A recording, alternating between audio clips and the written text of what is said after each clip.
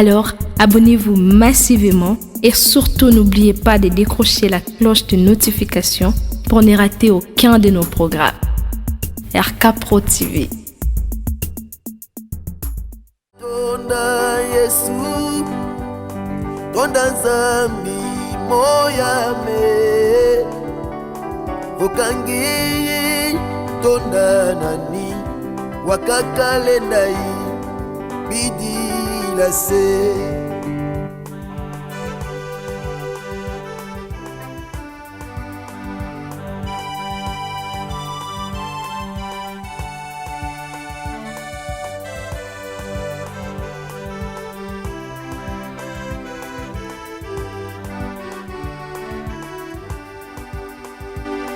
Utilanga masemeto, yundulanga mwanandi,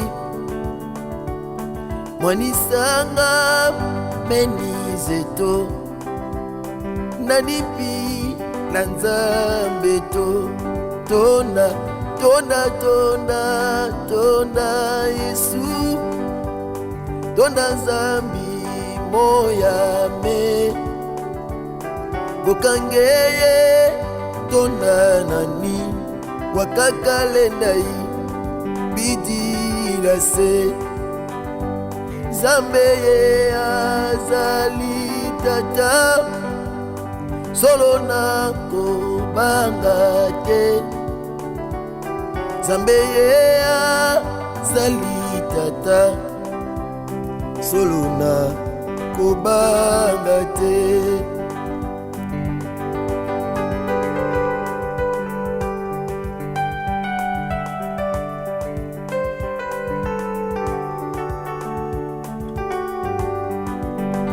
Betela ke maboko yayo. Hey, Yesu Kristo Nazareth. Fokule ndisala salu kya kineneko, koso salu toma sala kyo. Betela e maboko abongi na lokumwe, folo kya kukesesa ke mama, fulu kyaku kisesa, fulu kyaku kesesa. Sila vuya vilange wasongayo, fulu kyaku kesesa. Gedibundu, fulu kyaku kesesa, fulu kyaku kesesa. Sila vuya vilange wasongayo, uluka kukesesa. Vokule nisala salu kya kineneko, koso salu toma sala kyo. Na beti mololo vukaikama, uluka kukesesa.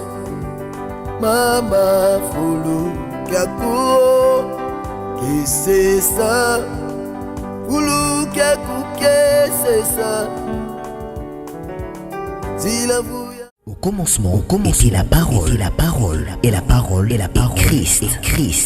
Radio Parole Vie, la radio qui donne la vie à travers la parole. Motenabino, partout dans le monde, que Dieu vous bénisse, des bonnes choses pendant 2022. Toujours continuer à parce que ils ont une déclaration, toujours Sabino, on a kondima qui Nzamba Rosala. Tôt ou tard, et ya boutou et ya mouille, nous avons un Dieu qui ne dort ni ne sommeille. Il s'appelle Jésus-Christ de Nazareth. Nabi que si vous avez acclamé, merci. Topamboli baïnyonso bazali kolanda pe ba obalanda rabiso tango nyonso. Merci na bino nyonso. C'est moi mingi pa ya pasteur Herbie Bisiamo héritier Dadi. Merci l'homme de Dieu pour l'opportunité. Merci na DG Chris Kundenga. Musala munene musala nzamba zo sala akina liboso. Tozui matin na biso thème na biso ezali le résultat de la fidélité. Le résultat de la fidélité. C'est-à-dire fidélité ezala ba résultat. celui qui n'est pas fidèle, Bible dit, dans de petites choses, ne lancera aussi pas dans de grandes choses. C'est-à-dire, et sengeli moto azala fidèle na yemoko liboso na nzambe na moninga na ye pe ba o ba balani pe, c'est très important. Yango to naviguer to e ba kobimisa fidélité au le résultat de la fidélité. 2 Rois chapitre 2 verset 9 à 10. Je lis au nom de Jésus. Lorsqu'une heure passée, Élie dit à Élisée, demande ce que tu veux que je te fasse pour toi avant que je sois enlevé d'avec toi. Élisée répondit, que le yeux sur moi te prie une double portion de ton esprit. Élie dit, tu demandes une chose difficile, mais si tu me vois pendant que je serai enlevé d'avec toi, cela t'arrivera ainsi, sinon cela n'arrivera pas. Ah, quel devoir!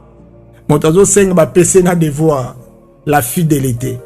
En fait, na le lenge Élisée azaki fidèle et pas ya Élie. Bien aimé, makambo tozoloba ezali motu ya makasi. Tango moto azali fidèle, ako vivre ba résultat. Après avoir Élisée ko demeurer na Élie, ko landa tata na ye, maître na ye, alandi. En fait, ba épreuve et les gars qui ebele. Passage na bango, ya ko banda Gilgal, ya ko ya na Bethel, ba ye na Jéricho. Mouvement nyonso wana, ba na ko lembisa ye. Oyoka ono yo yebite. C'est-à-dire bateau ba lembisa ka yo pona défaut de la fidélité, bazo retenir yo. Au mona ba toli moko eza penza infemel, mais yo sangana na bango olinga kutu bato wana pona nini yo oyina bien, c'est-à-dire ozo yina davantage, des fois père spirituel, des fois tata botio, des fois maman, des fois entourage, des fois mosala ya nzambe. On a aucune intercession te na tiki pe ko sambela nzambe nazo mona pe ba résultat te. Il faut se comita là. Est-ce que ba résultat te yo mona pour nini balakaki, il y a des promesses, c'est que Dieu nous a promis. Mais pour na okoma bénéficiaire ya ba promesse, ezali na makambo sengi yo sala ya moto koyekola. Okoki ko sala nini pour na moto à vivre ba résultat ya fidélité. Élisée exerce liboso azaki vraiment fidèle et pas ya tata. Oh papa Zoloba, on remarqué tant yo zotanga molai il y a texte oyo 2 Rois chapitre 2 verset 1 à 25. Dit au suka 9 10. Mais on remarqué dans l'écolo na ba 4 5 tout comme ça. Tant bazo bisa ke yo yebite ko papa bazo netwa. Yezo kansa batate ba jeune wana minoko parce que bazo tungisa ye. Mais soki Elia ibisi moi na ngai otika na yo awa na Bethel nga na zo netwa. Abi, ton âme est vivante. Akumisiye. Pourquoi? Azon di make papa, azon lembisangate. Mais azon fortifié nga davantage. Et ça des fois yo mo sal na nzambe, ndeko mo Kristo partout na ecclesia, na groupe des fois yo salaka mo sala na nzambe. Okomona ke ndenge ozoko évoluer olinga te baloba na yo soki ba lobi otelemi ngalinga nga boyete ngakutu ba ibinga na ndako na biso. Mais attention, il faut faire la part des choses entre l'œuvre de Dieu et puis nandaku na ba posa na yo. Et ko tout anate yango mo molimo mosabi le Saint-Esprit alengi kutu makambu ya nzoto te oza contraire na pensée ya nzambe. En fait, tango Élisée basali passage ya Jourdain, Élie siko ebisi ye mwana oyo akoli namoni sikoyo senga parce que nandima kito okoma tina Jourdain keto katisa na Jourdain oyo lokolo za mbamba pona omona ba résultat fidélité faut bokende au-delà na ngambo mosusu à l'autre bord bakei na ngambo mosusu ya Jourdain ba ebisi siko senga. Élie aibisaki na Élisée te asenga ye to bazaki na mboko bazaki na ye ko banda Gilgal Bethel, c'est-à-dire na Jéricho abaki na Jéricho te mais ayeko yebisa na ngambo mosusu ya Jourdain ndeko kozaka presete il faut évoluer komati na ngambo ngai na bazo ndimanga te na ministre de Dieu ngai déjà na komi pasteur komiti ate yo moko tika mosala nzambe ata ozomona neti zoumela te azolandela yo lo baza mutema mabe mais soki aza papa ayebi makambo azosala et puis na ba domaine nyonso oyo yozosala na vie kolingaka te katisa passer outre traverser matangomba pe kitangomba okomona lipambole batami na sima ya ngomba. C'est-à-dire la fidélité c'est attachement à ses devoirs, à ses affections, régularité, à remplir ses engagements. Exactitude, vérité, sincérité en parlant de personnes et des choses. C'est-à-dire en fait fidélité ezali vérité, ezali exactitude, babi loko et singles à la bongo. Sincérité. Maman oza sincérité pas ya papa, oza fidèle. Papa qui est na gauche musala, yo qui est na droite, obimi, ok na nzela mosusu. Papa yo peu de même. C'est-à-dire totika la fidèle. Toza fidèle na ba dimi, na ba offrande, toko sanzambete.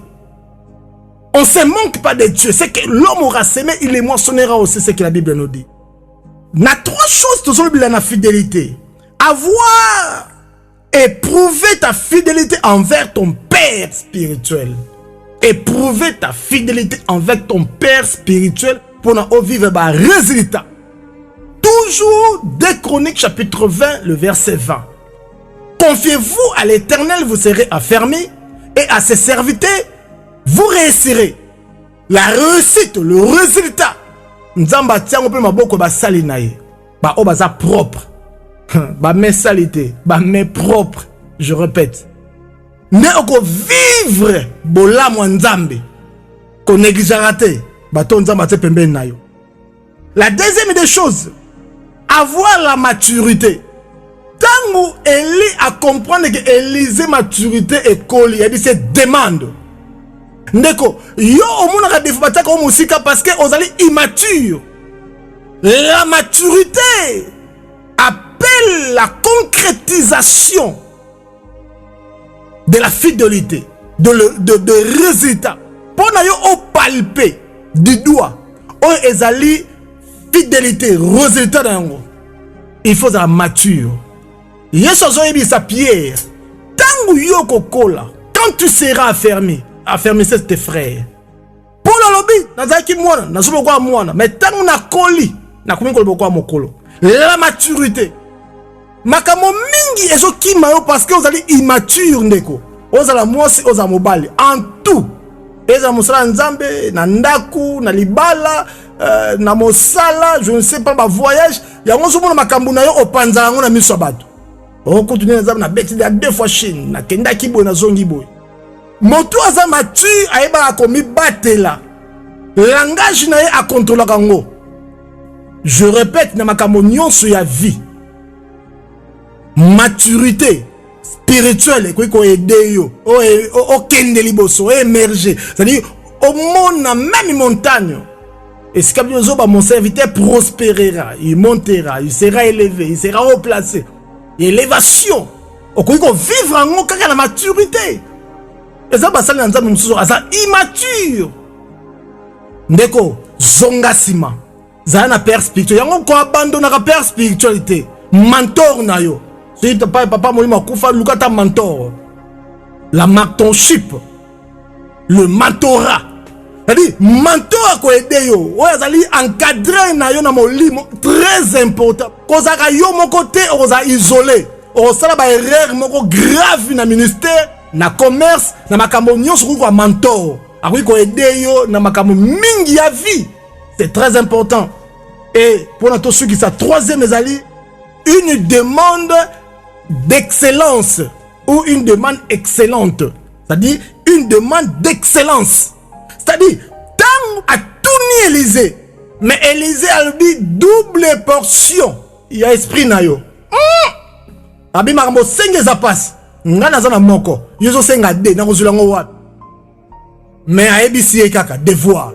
Soki omoni nga nazo mata miso na yo ezala distraité talaka ngai tanto koki kozwa tanto mpo koki kozwa te yango ozomona yo ozorate parce que ozalaka distrait oza concentré te oza sensible te na parole de Dieu même na église bazoteya yo bakameni te bazosele badenge bazosele yo selaka te tozovimisa bapaster bateyi mais non tangu yo ozondima yango ezala bongo je crois à ce que je dis à ce que je crois à la parole de Dieu je crois à la parole vie. Sans Christ il n'y a pas de vie et sans parole vie il n'y a pas non plus de vie parce que Christ est la vie. Oh, que Dieu soit loué. Bien aimé, c'est qu'il était maloba oyo. Le résultat de la fidélité. Si on a fidélité dans ma petite chose, on a fidélité dans ma grande chose. Banda on ma comme miki. O kara yo za nango banda. Mo limu santo azana yo. Et puis ako matisa o ba gradin. Quand le baga te biso be photo comme ba kitwana, biso be photo mata. Avant mata, zano na ta préparation. Eh zinda kita. Oyo passer la fois baga dispa pourra pas. Ça dit kita bunga. Okomona comment nzambe ko élever yo. Comment nzambe ko salo bikamwa. Tika nzambe apambola bino na maloba oyo. Je crois na trois choses, na trois éléments auto apprendre pour le résultat de la fidélité pour qu'on vivre ma résultat fidélité. 1. Prouver ta fidélité envers ton père spirituel. 2. Avoir la maturité. 3. Une demande d'excellence. Senga kababiloka motuya. Luka bokonza likolo. Yo ba oza infirmité. Liba les bien torotika. Mbongo c'est bien au sensible torotika. Mais oza motuya la vie éternelle. Ah, so sengi onction eko sunga yo. Mais kolukaka te oza infirmel. Luka oza li motuya pe oza vie. Yesu apambola bino partout bozali. Merci na le pasteur héritier Bissiam. Nzama pambola l'homme de Dieu Dadi. Merci pour nous cette opportunité oyo. Ya opasaka pour na koteya ba union sur bazolanda biso. Merci na 2G Chris Kundenga. Na DLF TVD to moni bogos matufongele RK Pro TV Rais Kangi et puis yebisepe baninga kotisa bango atoeza bapenza musala zosala e koleka inapercité nzama opambola na nyonso bosala kapona radio Parole Vie ezaki yabino l'évangéliste Jeriba Luenga qui l'a dit Bukabikeko tika nzama pambola bino ba oyo balandi biso lelo numéro na biso plus 243 89 75 70 917 deuxième numéro plus 243 97 36 31 068. Merci na Bino Sobolanda Ibiso partout dans le monde, même dans l'intérieur du pays. Nzamba Pambola Bino, tous toujours na foi. Parce que sans la foi, il est impossible de lui être agréable. Merci. Bye. Au commencement était la parole, et la parole, Christ. Radio Parole Vie, la radio qui donne la vie à travers la parole. Abonnez-vous sur RK Prod pour équilibrer votre vie. Un programme consistant pour votre vie chrétienne. Campagne évangélique. Prédication. Prière.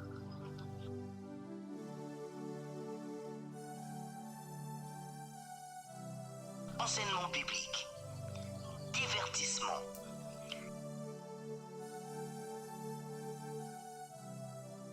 Cinéma.